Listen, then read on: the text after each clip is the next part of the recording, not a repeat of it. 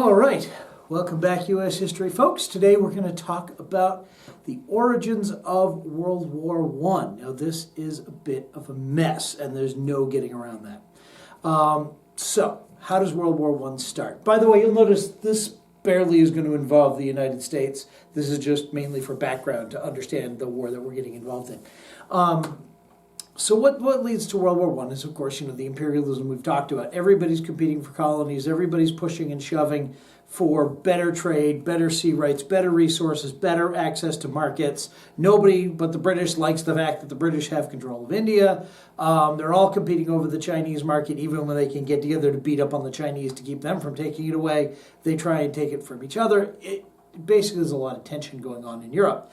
The big imperial powers are, Britain, France, obviously, the United States, Germany, Italy, Russia, amongst others. So, what do you do if you're in a tense situation and you think you're going to be attacked? Well, you find friends. You find somebody to help protect you. And so what happens is we have two systems of alliance that start to form in Europe. The U.S. is not initially involved in either one of these. The U.S. has this long policy of isolationism from European wars because it generally just sucks us in and make a mess. Look at what happens during the Napoleonic Wars, all that stuff, the XYZ affair, all that. So we have this long policy of staying away from that. So that's what we did. We also have two large oceans to sort of protect us, and that influences our thinking. Britain, France, Germany, Italy, Belgium, the Russians are all sort of thrown together in a tight space, so they had to think about it a little bit differently. So the alliance systems start out pretty simply. You generally have Britain, France, Russia, and by the way, this does include other countries, Belgium, whatnot, but I've left them off because, frankly, it gets even more confusing that way. And then you have what's called the Triple Alliance here, that is Germany, Austria, Hungary, and Italy. And so these alliances are fairly straightforward. Obviously, Britain and France are right next to each other. Having Russia allied on the other sides means that they have the other alliance pinched between them. The other alliance is actually fairly geographically condensed. You have Germany, Austria, Hungary, and Italy, making sure that you have Germany, a landlocked country, have access to food and resources from Italy, because Italy has a lot of coastline and can produce a lot of food. These all make a certain amount of sense. Remember, the U.S. is largely staying out of it, and ignore Turkey for the moment. We'll get to them. All right, so the theory behind these two alliances is a war between these two would be so awful and so terrible and so destructive that nobody in their right mind would ever start it. It's a nice idea. What happens is that these two alliances get triggered by a fairly minor situation. All right. Notice I've got the country of Serbia here. Serbia is like the size of Pennsylvania. It is not a large country. It is not a particularly populous country. Other than committing genocide in the 90s, we barely ever hear of Serbia other than this situation. So why have I put it in the center of this chart? Well, here's the deal. Serbia had been part of the Austro-Hungarian or Austro-Hungarian Empire, and it had gotten its freedom, gotten its independence, and set up shop as an independent nation. Fine, no problem. So in the spirit of, diplomacy and friendship, the Crown Prince of Austria-Hungary goes to visit Serbia. This might not have been the wisest idea in the world. He was not the most popular guy. He is also not the sharpest tool in the drawer, if you know what I mean. So he decides that the best way when he's visiting the capital of Serbia to be seen by the people and be friendly is to ride around in an open-topped car.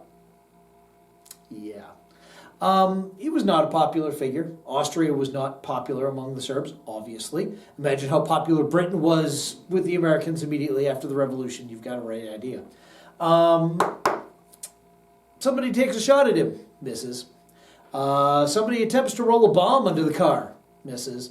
Some of the least competent assassins in history come from Serbia, apparently. There were several botched attempts to kill this guy, which should have been a pretty good indicator that maybe he should, be a little more careful. Maybe it's time to go home. No, he decided he was going to continue driving around in the open top car and waving.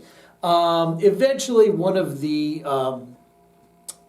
Serbian assassins, a guy by the name of Gavrilo Princip, does manage to shoot him and his wife by the simple expedient in standing in the middle of the road in front of the car as it's coming and filling it full of bullets.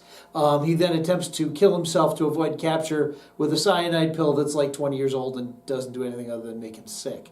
But he does manage to kill the Crown Prince of Austria-Hungary. Great. So Serbia, normally Austria-Hungary would just invade Serbia, knock it out, that's the end of it, no problem. But Serbia is allied to Russia. So when Austria-Hungary declares war on Serbia, the Russians, of course, declare war on Austria-Hungary. So, there we go. They're declaring war on Serbia. Russia, in response, declares war on Austria-Hungary. Okay, this would have been an interesting little regional war. We've seen lots of those. It would not have been a terribly big deal for anybody except probably the Serbs who would have gotten wiped out, as happens when you fight wars on small countries. But these alliance systems start to come into play. So the minute Russia declares war on Austria-Hungary, of course Austria-Hungary declares war back, but the Germans, being in alliance with the Austrians, declare war on the Russians. Notice I'm drawing right over Serbia. They've ceased to matter at this point. Now, Britain and France are allied to Russia, so they both declare war on Austria-Hungary and Germany. Are we seeing what's happening here? These alliance systems are starting to become a big problem because they've taken a small conflict between Austria-Hungary and Serbia that would have been over in weeks and turned it into a massive international conflict. Italy, the genius of World War I, decides that it has better things to do and leaves the Triple Alliance. Don't worry, you'll see the Italians later. They leave the alliance basically because they don't want to be involved in this large war, and they're Italians, so I think art and good food probably seem more attractive than, fighting in a war. Anyway, so you've got that. So now it's Germany and Austria-Hungary against Britain, France, and Russia. Germany and Austria-Hungary feel like they need another ally. So who do they call in? They call in Turkey. They make a deal with the Turks. Now, the Turks have never really gotten along well with the Russians. They fought literally dozens of wars against each other, usually to no great effect. And so it sort of would make sense. So Turkey jumps in to take Italy's place.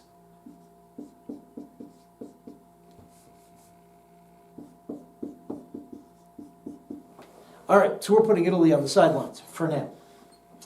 Okay, so the war progresses. They dig trenches, they gas bomb each other, they blow each other up. First time you see planes really used in warfare, that's always fun. They build big rail cannons, and basically the war bogs down into a giant stalemate. You have two lines of defensive trenches, they're shooting at each other with machine guns, nobody can make much progress. That is the first couple of years of the war. Now, here's the problem. We've already seen Italy drop out of the Triple Alliance. The next country that's going to drop out of an alliance is Russia. The people of Russia get very, very tired of being blown up in a war that they really didn't have much interest in the first place. They don't understand why they should protect Serbia. And they're a little tired because their czar, their king, is basically an incompetent.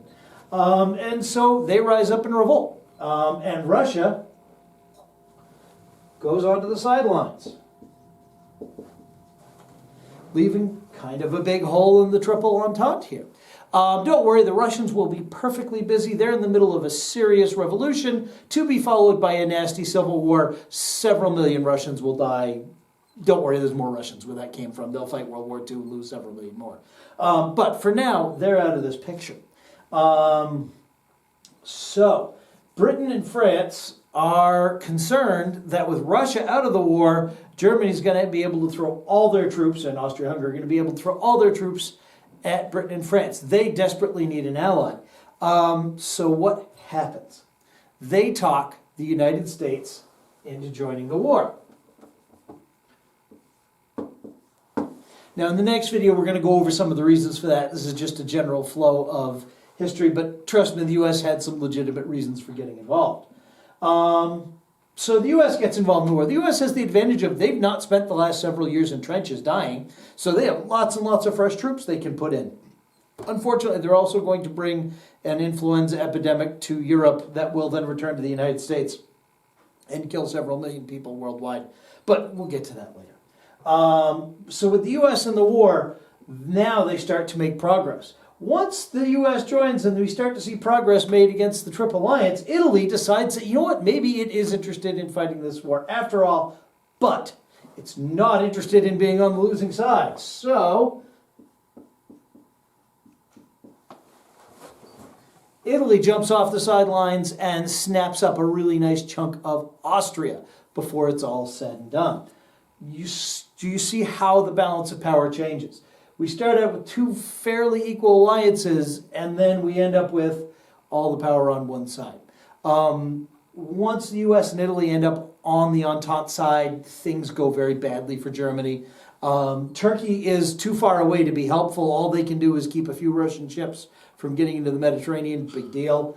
Austria, Hungary, and Germany are just not strong enough to fight off these four powers alone. And what ends up happening is that not only are the Germans dealing with combat losses, they're also dealing with the fact that they can't get food from anywhere because now Italy's on the other side, and the country is starving. And they eventually have to surrender because of starvation. Austria surrenders along with them because there's no way Austria is getting involved in this on their own hook alone. They're not going to take these on. And so what happens is the war ends, again, Germany, Austria, Hungary losing, Turkey losing. But really, this is sort of a big moment of U.S. influence. This is one of those moments where the U.S. is able to influence a big international moment and affect some of the largest countries in the world, which is a change. We hadn't been able to do that much before. So this was just a quick review of World War I. Understand that in this case, the alliance systems that were meant to prevent war turned out to make it much, much more probable. All right, we'll continue with that next time. Thank you. Bye-bye.